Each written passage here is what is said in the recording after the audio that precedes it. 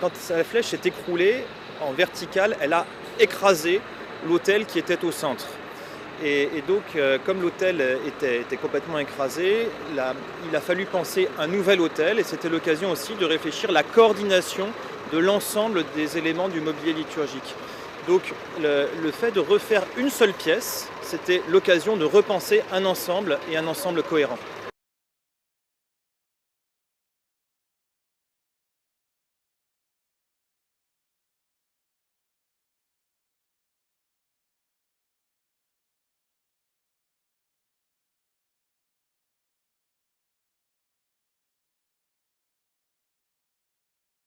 On s'adresse évidemment en premier lieu aux catholiques, mais on s'adresse ensuite à tous les autres visiteurs qui sont là, qui arrivent du monde entier, et qui arrivent, qui ont toutes les religions, et parfois pas de religion, et il faut quand même que ce mobilier soit parlant, soit présent, et que si les personnes, il faut que les catholiques évidemment se retrouvent immédiatement, et ils retrouvent le baptistère, l'autel, l'ambon, et qu'il y ait une forme d'évidence pour eux, mais il faut aussi que les autres soient capables de comprendre qu'on est en train de parler de spiritualité et de sacré.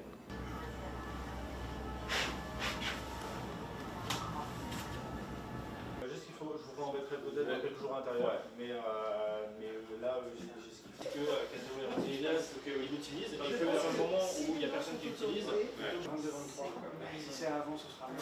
Moi, j'aime toujours. Elle va être rattachée à deux autres cloches. Et ça, c'est trois cloches qui vont être en ensemble. Sur les formations musicales et vocales, on apporte une grande attention à la perte de.